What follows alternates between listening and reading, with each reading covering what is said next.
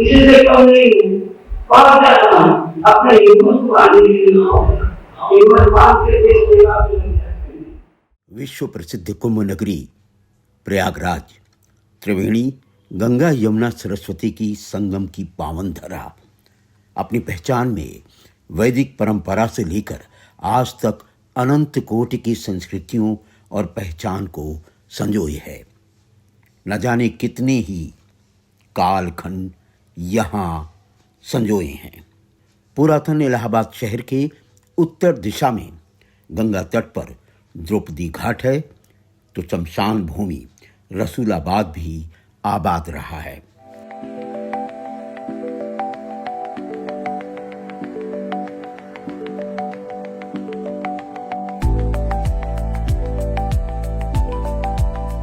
गंगा का यही किनारा ज्ञानपीठ पुरस्कार से अलंकृत और प्रयागराज की पहचान से बीते काल में जुड़ी रही काव्य रस धारा बरसाने वाली डॉक्टर महादेवी वर्मा, जिन्होंने इसी रसूलाबाद घाट पर कभी साहित्य संस्कार धानी बनाया था, जहां चंद्रमा की चांदनी में ही डॉक्टर सूर्यकांत त्रिपाठी निराला,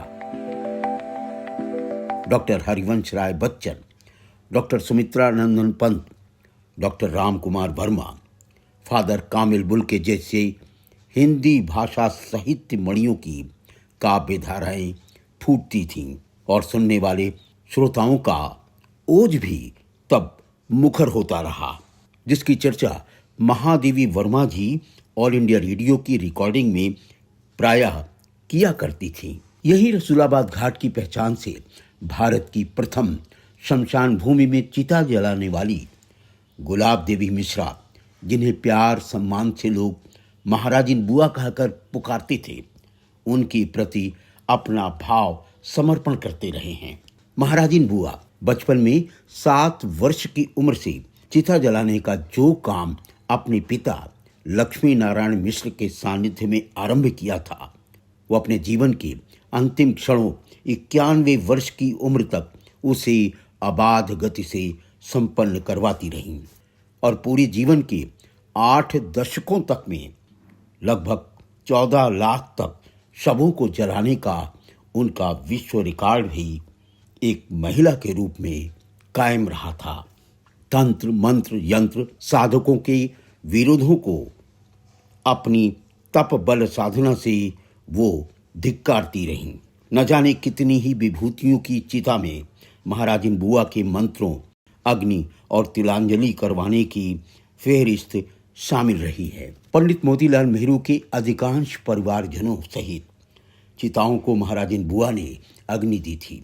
राजर्षि पुरुषोत्तम दास टंडन की तथा साहित्य मणियों की चिताओं को भी तथा इलाहाबाद की साहित्य मणियों की चिताओं को भी उन्होंने जलाकर अंतिम प्रणाम किए थे।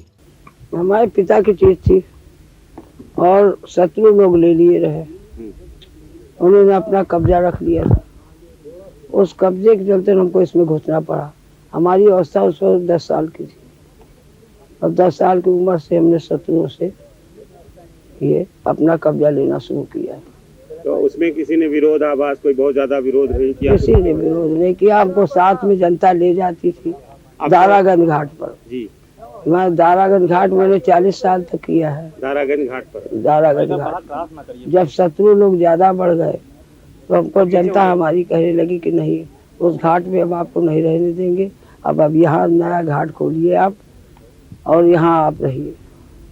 मैंने संस्कार क्या अब इतनी तो याद नहीं। इस वक्त मास्टर की औरत थी, उनका मैंने संस्कार कराने के लिए बाहर निकली। माँ ने मुझे मना किया कि तुम कुछ नहीं करा पाओगी। हमने कहा हमें जाने तो दो, जो कुछ हमको आता है वो कराएंगे। तो वहाँ किनारे के काम करने वाले थे। जब वहाँ मैंने चिता बनवाई तो उन्होंने कहा बेटा उल्टी चिता बन रही है। हमने कहा नहीं सीधी है। तो कहा नहीं उल्टी है। हमने कहा सीधी है। कहीं लकड़ी गलत रख रही हो। हमने कहा नहीं ठीक रख रहे हैं। तो ये आपको ज्ञान कहाँ से उपलब्ध हो गया कि ये सीधी और उल्टी? क्योंकि आप तो बहुत छोटी थी जब पिता का। नहीं, किसी ने कहा कि उल्टी बनवा रही है। अच्छा। किसी ने कहा, दूसरे व्यक्ति ने। तो आपने ये कहा ना कि सत्य सही बन रही है? मैंने कहा सही बन रही है। मैं अपनी जिद पे थी, वो अपनी जिद पे थे। इसलिए मैं सही सही कहती, जो गलत गलत कहते जाते। अंतिम में उनकी बात सही निकली। अच्छा। उनकी बात ये सही निकली, जब चिता में मैंने संस्कार करा दिया और अग्नि लगे, किताब उताब थोड़ी सी पढ़ी थी तो अक्षर देख के, मैंने श्लोक देख के कुछ ध्यान भी कर लिया था।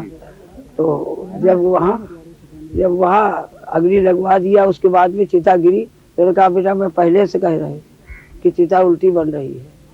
हमने कहा बाबा हमको मालूम नहीं था। ये अंतिम संस्कार है, ये अंतिम स्वर्ग और नरक का संस्कार है। इसमें तो जरूर से आप लोग को हाथ बटाना चाहिए, हमारी बहनों को हाथ बटाना चाहिए, हमारी बच्चों को हाथ बटाना चाहिए। इसमें सभी लोग की आवाज मिलना चाहिए हमको कि ये अंतिम संस्कार अच्छा होना चाहिए।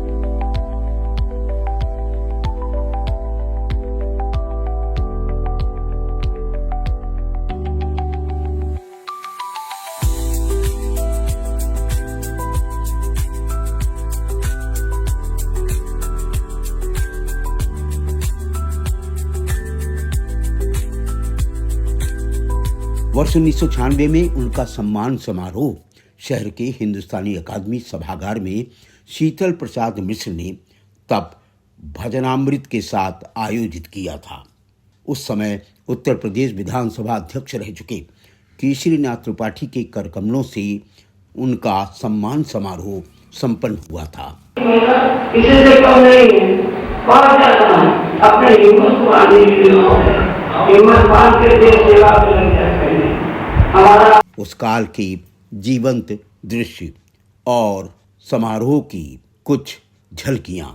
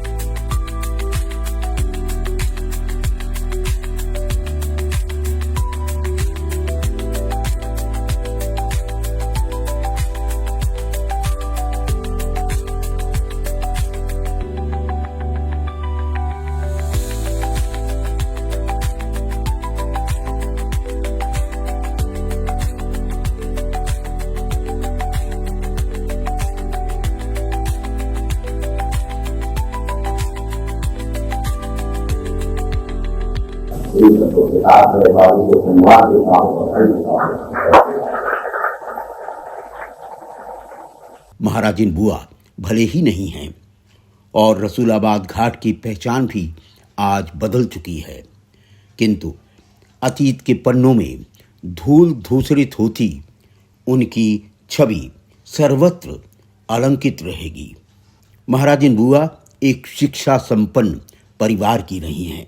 महाराजिन बुआ के संघर्षों और उनके समर्पण की उच्छ्वास संस्कृति को प्रायोगिक धरातल पर चरितार्थ करने वाली के रूप में उन्हें हमेशा याद किया जाता रहेगा।